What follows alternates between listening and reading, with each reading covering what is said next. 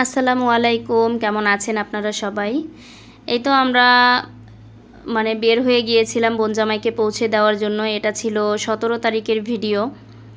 এই মাসেরই 17 তারিখের ভিডিও ছিল। আল্লাহ আমার বোন জামাইয়ের ভাগ্যটা খুব ভালো রেখেছিল যে ও আগেই আমরা খালামণির বাসায় চলে যাই, 15 তারিখে রাতে আমরা খালামণির বাসায় যাই।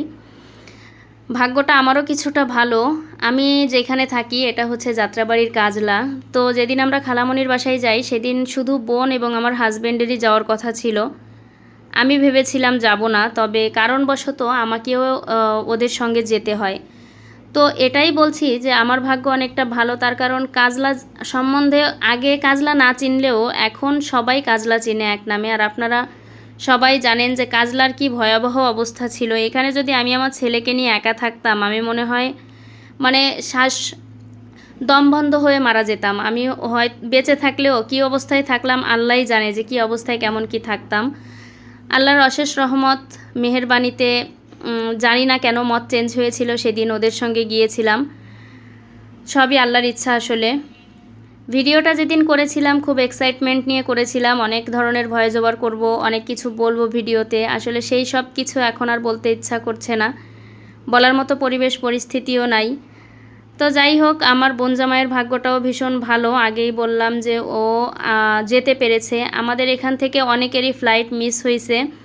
তারা বাসা থেকে বের হয়েছিল যাওয়ার জন্য, কিন্তু তারপরেও এয়ারপোর্ট পর্যন্ত পৌঁছাতে পারে নাই, যেতে পারে নাই। আর যদিও বা পরে পৌঁছেছে, ওই টিকিটে আর তারা যেতে পারেনি, নতুন করে টিকিট নিয়ে তারপর আবার যেতে হয়েছে।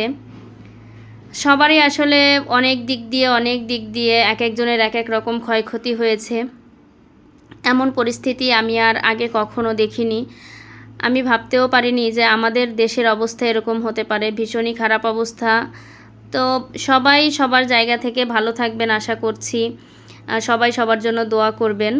তো অবশেষে আমরা এয়ারপোর্ট পৌঁছে যাই। অবশেষে বলতে খালামণির বাসা থেকে 10 মিনিটও সময় লাগে না এয়ারপোর্ট পৌঁছাতে। সেদিন মোটেও জাম ছিল না, আরও অনেক তাড়াতাড়ি আমরা পৌঁছে গিয়েছিলাম। এই তো বোন আর বোনের মেয়েটা হাঁটাহাঁটি করছে। ও তো ভীষণ এক্সাইটেড এখানে গিয়ে। ও বুঝতে পারছে না যে ওর বাবা চলে যাবে। তো আমরা এখানে গিয়ে ট্রলির জন্য কিছু সময় অপেক্ষা করি। এই যে আমার বোনের ছেলেটা, আমার ভীষণ প্রিয় ছেলে মেয়ে দুইজনেই, আবার আমিও ওদের কাছে ভীষণ প্রিয়। ইনি আমার হাজব্যান্ড হেঁটে আসছিলেন অপর দিক দিয়ে, তো তার একটু ভিডিও ক্লিপ নিয়েছি। আমরা এই কয়জনই গিয়েছিলাম। আসলে বাইরে ঝামেলার কারণে বাসা থেকে তেমন কেউ বের হয়নি, আমার ছেলেই পর্যন্ত আসেনি। আর এয়ারপোর্ট এসে তো তেমন কোনো ঘোরার জায়গা না, আমি জাস্ট আমার বোনকে সাথে নিয়ে এসেছি। আর হাজব্যান্ড এসেছে, পুরুষ মানুষ ভাই এসেছে। তো এই তো প্রত্যেকবার অনেক অনেক মানুষ আসি, তবে এবার শুধু আমরা এসেছিলাম। এই যে বুড়িটা বাবার পেছন পেছন দৌড়াচ্ছে বাবার সাথে যাবে বলে, কিন্তু সেটা তো সম্ভব না। ওখানে গিয়ে গার্ড আটকে দেয়, আর যেতে দেয় না। আর উনিও ওখানে দাঁড়িয়ে পড়ে। এই যে কত ভঙ্গি করে আসলে। এরপর কিছু সময় পরেই ও ভিতরে চলে যায় একবারে দৌড় দিয়ে। এয়ারপোর্টের যেই ভিতরটা ওখানে চলে যায়, তারপর একজন গার্ড ওকে নিয়ে আসে। আমার হাজব্যান্ড চেয়েছিল কি দৌড় দিয়ে ভিতর পর্যন্ত চলে গিয়েছিল ওকে আনার জন্য, তবে গার্ড বলে ভাই ভিতরে যায়েন না, প্রবলেম আছে। আচ্ছা মেয়েকে আমরা এনে দিচ্ছি। ও তো ভিতরে গিয়ে দৌড়াদৌড়ি শুরু করে দেয় বাবা বাবা বলে। তারপর ওখানকার গার্ডরা ওকে বাইরে নিয়ে আসে। আর কিছু সময় তো আসবেই না, ওখানে দাঁড়িয়ে আছে বেশ কিছু সময়, সে বাইরে আসবে না, ওখানে দাঁড়িয়ে থাকবে, বাবার কাছে যাবে। তো তারপর একটা পর্যায়ে আনতে সক্ষম হয়েছেন ভাইয়াটা, খুব ভালোভাবে ওকে বুঝিয়ে শুনিয়ে নিয়ে আসেন। নিয়ে এসে এখান দিয়ে আমি ওর সাথে একটু খেলাধুলা করছিলাম, হাঁটাচলা করছিলাম যেন কান্নাকাটি না করে। আসলে ভীষণ গরম ছিল সেদিন, মেয়েটা অস্থির হয়ে যাচ্ছিল। বোন জামাই আবার ভিতরে বুকিং দিয়ে ও বাইরে চলে আসে আমাদের কাছে, একটু গল্প স্বল্প কিছু সময় গল্প স্বল্প করে, কিছু সময় দাঁড়িয়ে থাকে। প্রত্যেকবারই এরকম করে, বা ভেতরে যায় মাল বুকিং দিয়ে তারপর বাইরে চলে আসে, টাকা পয়সা বউকে বুঝায় দিয়ে যায়।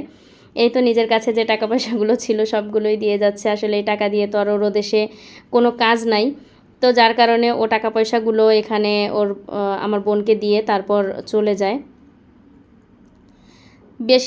বেশি গরম থাকায় খুব বেশি একটা সময় আমরা ওখানে থাকতে পারিনি, আরও থাকার ইচ্ছা ছিল কিন্তু আসলে সম্ভব হয়নি, চলে আসতে হয় আমাদেরকে। তো গাড়িওয়ালা ভাইকে ফোন দেয় আর তারপর উনিও চলে আসে। আর এখান থেকে এই গাড়িওয়ালা ভাইটা খুবই ভালো ছিল। তার কারণ আমরা যাওয়ার আগে আরেকজন ওনার গাড়িটা ভাড়া করেছিলেন। উনি গলফ গার্ডেনে যান। উনি ওনার গাড়িতে ফোন রেখে চলে গিয়েছিলেন। তো উনি ওই ফোনটা দিতে আমাদের নিয়েই গলফ গার্ডেনে চলে যান। অবশ্যই ওনার চরিত্র নিয়ে কোনো সন্দেহ নাই, ভালো, মানে উনি সৎ, লোকটা চরিত্রবান কিনা জানি না, তবে লোকটা সৎ। তা না হলে উনি আসলে এভাবে কেউ কারো ফোন হয়তো বা দিতে আসেন না। উনি দেখি ফোনটা দিতে এখানে চলে আসেন আমাদেরকে নিয়েই, আমাদেরকে বলেন যে ভাই আমি যদি ফোনটা দিতে যাই আপনাদের একটু লেট হতে পারে, কোনো প্রবলেম কি না। আমরা বলেছিলাম না, কোনো সমস্যা নেই, আপনি যেতে পারেন। তো এই যে এই লোকটারই ফোন ছিল, উনি ফোনটা ফেরত দিতে আসেন। তারপর আমরা আবার বাসার উদ্দেশ্যে চলে যাই। আর আজকের ভিডিওটা এই পর্যন্তই। আশা করছি ভিডিওটা সবার কাছে ভালো লাগবে। ভালো থাকবেন সবাই, সাবধানে থাকবেন। আল্লাহ হাফেজ।